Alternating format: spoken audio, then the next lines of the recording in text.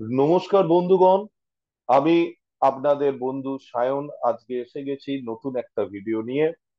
আজকে আমাদের ভিডিওর বিষয়বস্তু হচ্ছে, আপনারা জানেনই আমার যত ভিডিও আছে সেটা জ্যোতিষের বিভিন্ন রকম বিষয়ের ওপর আমি ভিডিও বানাই বা আপনাদের সাথে নিজের কিছু নলেজ শেয়ার করি। তো আজকে আমার কাছে বিভিন্ন লোকের বিভিন্ন রকমের প্রশ্নের মধ্যে থেকে যে প্রশ্নটা বেশি এসছে সেটা নিয়ে আজকে আমরা ভিডিওটা বানাচ্ছি। আমার আজকের ভিডিওর বিষয় হচ্ছে, আমরা প্রত্যেকে জানতে চাই যে বেসিক্যালি আমাদের পূর্বজন্মে আমরা কোন লোক থেকে এই লোকে জন্মগ্রহণ করেছি।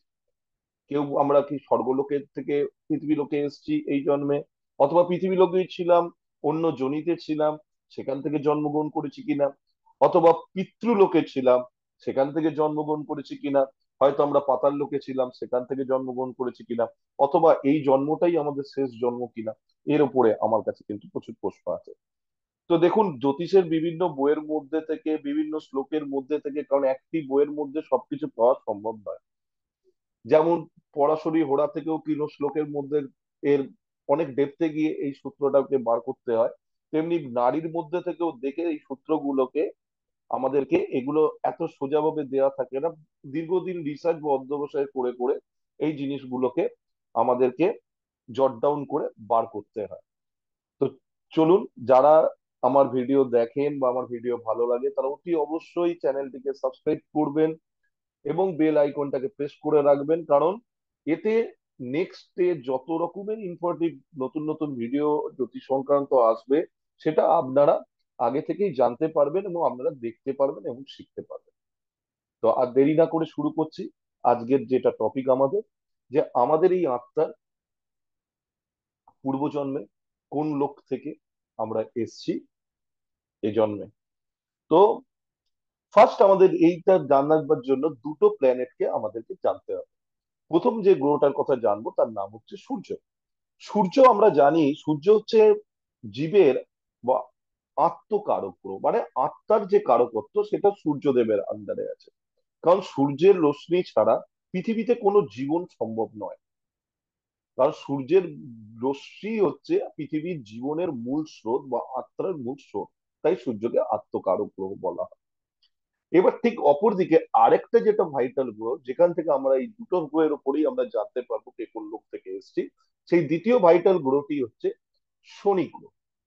এই শনি গ্রহ হচ্ছে কর্মকারক গ্রহ। শনি কর্মের কারক। তো আমাদের পূর্বজন্মের কর্ম অনুযায়ী আমরা এই জন্মের ফল ভোগ করছি সেটা আমরা প্রত্যেকেই জানি, সুতরাং কর্মকারক গ্রহ হচ্ছে শনি।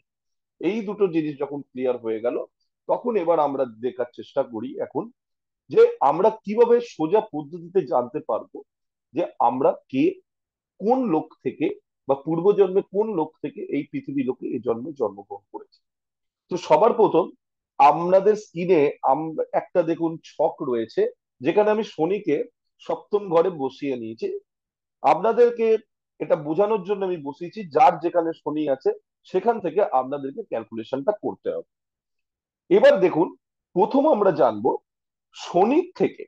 শনি যে ঘরে বসে আছেন সেই ঘরে থেকে তার দ্বাদশ ঘরে, তার দ্বাদশে ঘরে সূর্য, রবি, অথবা তার দ্বিতীয় ঘরে যদি রবি বসে থাকে।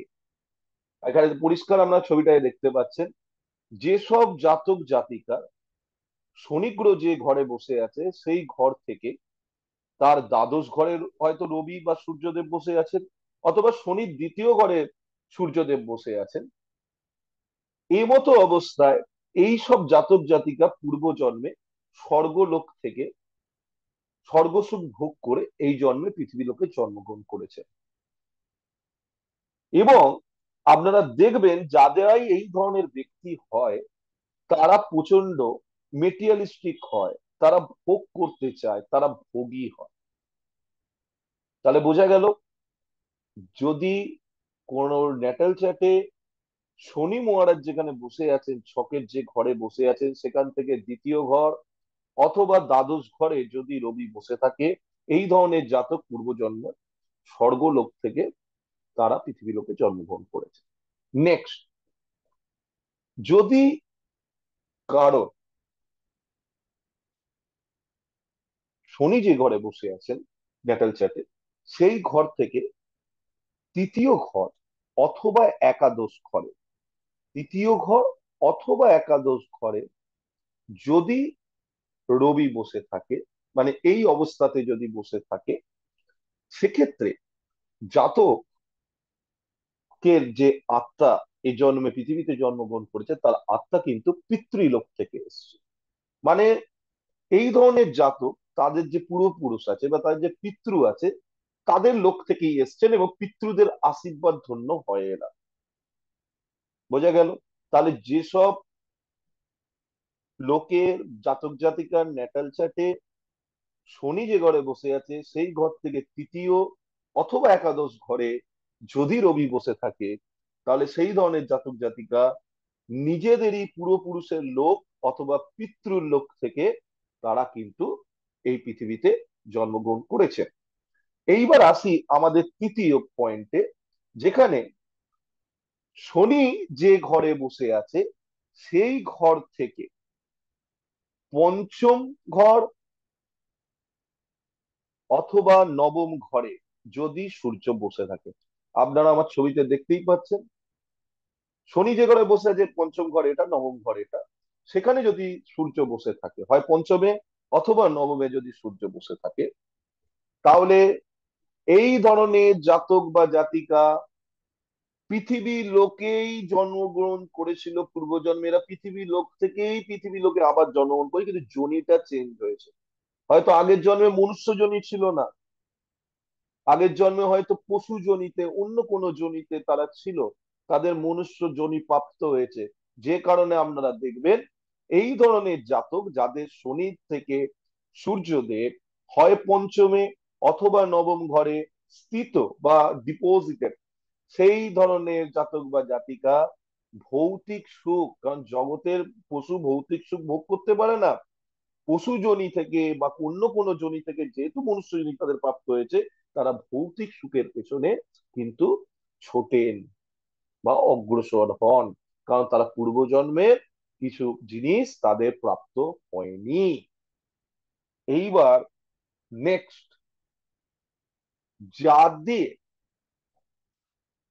সূর্য শনি মহারাজ যেখানে বসে আছেন ন্যাটাল চার্টে, সেখান থেকে হয় 6 নম্বর ঘরে অথবা 8 নম্বর ঘরে যদি বসে, ঠিক এই কন্ডিশনটা যদি তৈরি হয়, শনি যে ঘরে বসে আছেন সেই ঘর থেকে হয় 6 নম্বরে অথবা 8 নম্বর ঘরে যদি সূর্য ডিপোজিট হয় বা সূর্যদেব বসে থাকে অথবা রবি যদি স্থিত হয়, সেক্ষেত্রে এই ধরনের ব্যক্তি পূর্বজন্মে পাতাল লোকের বাসিন্দা ছিলেন, এই জন্মে পৃথিবী লোকে এসছেন।